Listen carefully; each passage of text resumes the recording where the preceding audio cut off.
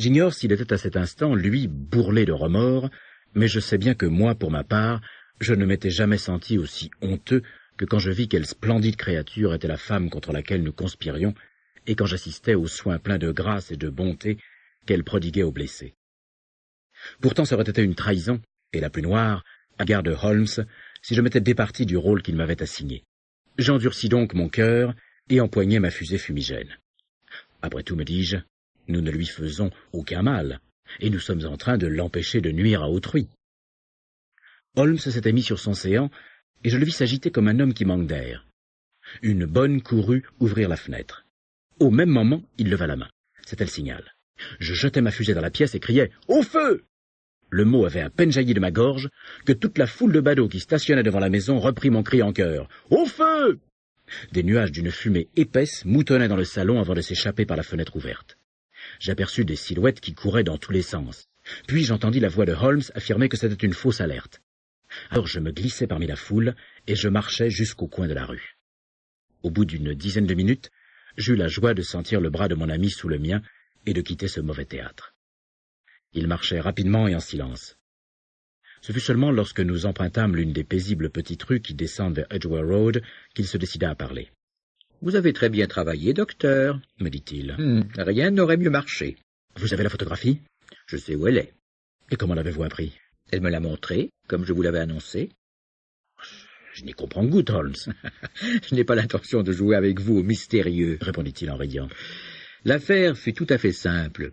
Vous, bien sûr, vous avez deviné que tous les gens de la rue étaient mes complices. Je les avais loués pour la soirée. Je l'avais deviné. À peu près.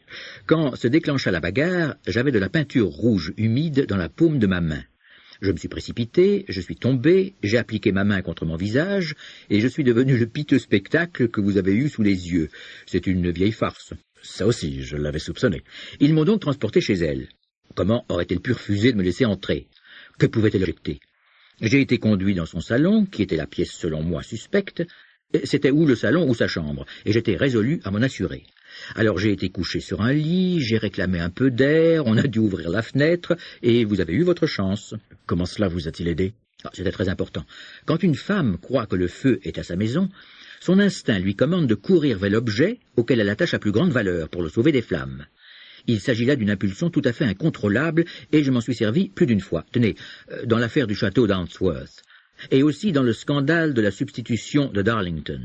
Une mère se précipite vers son enfant, une demoiselle vers son coffret à bijoux. Quant à Notre-Dame d'aujourd'hui, j'étais bien certain qu'elle ne possédait chez elle rien de plus précieux que ce dont nous étions en quête. L'alerte fut admirablement donnée. La fumée et les cris auraient brisé des nerfs d'acier. Elle a magnifiquement réagi. La photographie se trouve dans un renfoncement du mur derrière un panneau à glissière, juste au-dessus de la sonnette. Elle y fut en un instant, et je pus apercevoir l'objet au moment où elle l'avait à demi sorti. Quand je criai que c'était une fausse alerte, elle le replaça, ses yeux tombèrent sur la fusée, elle courut au dehors, et je ne la revis plus. Je me mis debout, et après force excuse, sortis de la maison. J'ai bien songé à m'emparer tout de suite de la photographie, mais le cocher est entré. Il me surveillait de près, je crus plus sage de ne pas me risquer. Un peu trop de précipitation aurait tout compromis. Et maintenant, demandai-je. Pratiquement, notre enquête est terminée. J'irai demain lui rendre visite avec le roi, et vous-même, si vous daignez nous accompagner. On nous conduira dans le salon pour attendre la maîtresse de maison, mais il est probable que quand elle viendra, elle ne trouvera plus ni nous, ni la photographie. Sa Majesté sera sans doute satisfaite de la récupérer de ses propres mains. Et quand lui rendrons-nous visite? À 8 heures du matin. Elle ne sera pas encore levée ni apprêtée, si bien que nous aurons le champ libre. Par ailleurs, il nous faut être rapide, car ce mariage peut modifier radicalement ses habitudes et son genre de vie. Je vais télégraphier au roi. Nous étions dans Baker Street, arrêtés devant la porte. Holmes cherchait sa clé dans ses poches.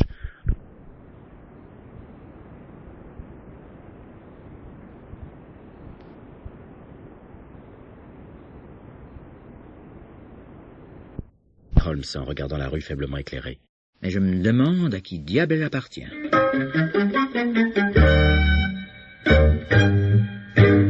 Je dormis à Baker Street cette nuit-là.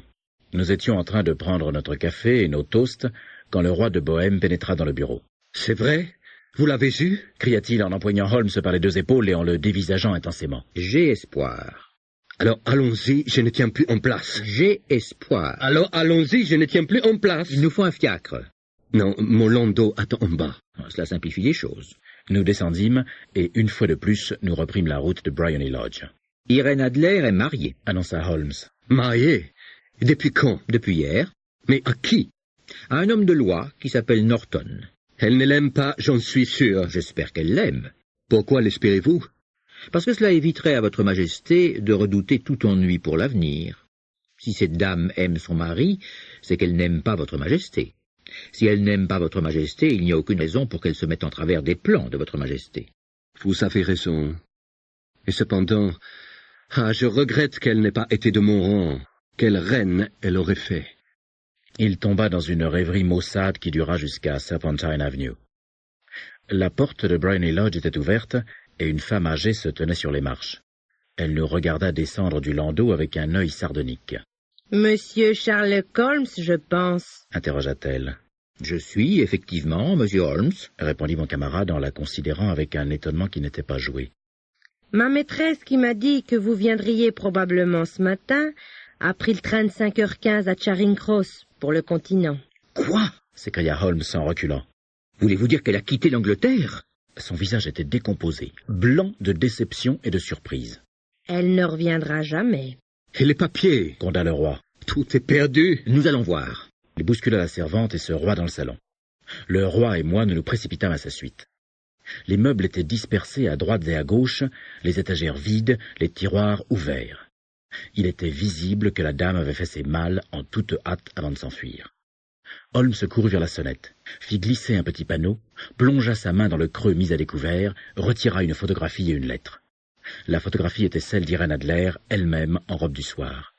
La lettre portait la suscription suivante à Sherlock Holmes, qui passera prendre. Mon ami déchira l'enveloppe, et tous les trois nous nous penchâmes sur la lettre.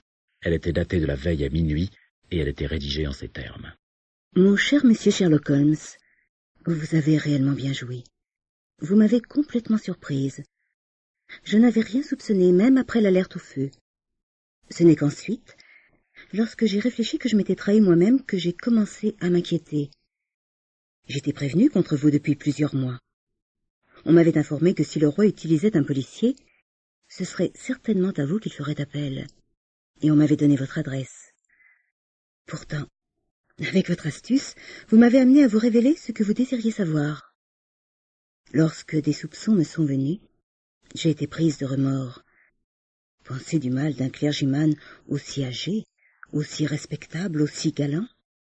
Mais vous le savez, j'ai été entraînée moi aussi à jouer la comédie. Et le costume masculin m'est familier. J'ai même souvent profité de la liberté d'allure qui l'autorise. Aussi ai-je demandé à John le cocher de vous surveiller. Et moi, je suis montée dans ma garde-robe, j'ai enfilé mon vêtement de sortie, comme je l'appelle, et je suis descendue au moment précis où vous vous glissiez dehors. Eh bien, je vous ai suivi jusqu'à votre porte. Et j'ai ainsi acquis la certitude que ma personne intéressait vivement le célèbre monsieur Sherlock Holmes. Alors, avec quelque imprudence, je vous ai souhaité une bonne nuit, et j'ai couru conférer avec mon mari. Nous sommes tombés d'accord sur ceci. La fuite était notre seule ressource pour nous défaire d'un adversaire aussi formidable. C'est pourquoi vous trouverez le nid vide lorsque vous viendrez demain. Quant à la photographie, que votre client cesse de s'en inquiéter. J'aime et je suis aimé. J'ai rencontré un homme meilleur que lui. Le roi pourra agir comme bon lui semblera, sans avoir rien à redouter d'une femme qu'il a cruellement offensée.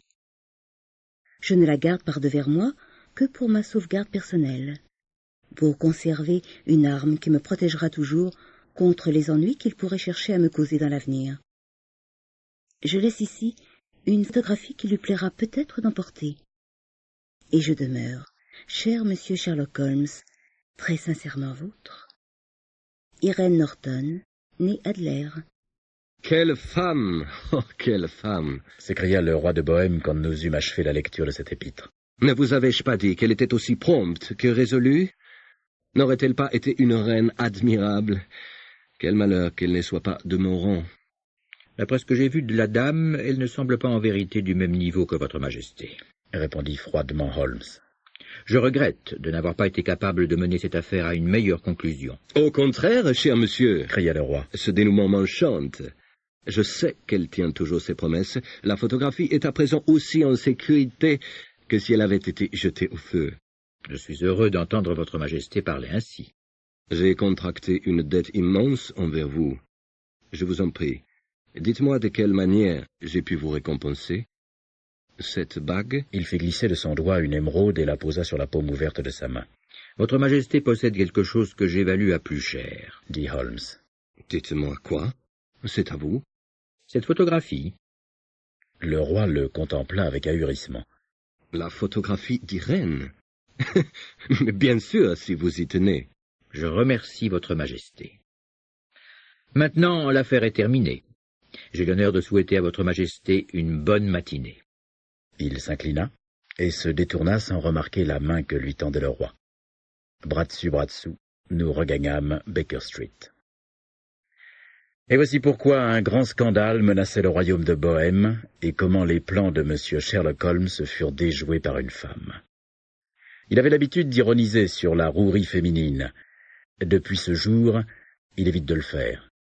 Et quand il parle d'Irène Adler, ou quand il fait allusion à sa photographie, c'est toujours sous le titre très honorable de « la femme ».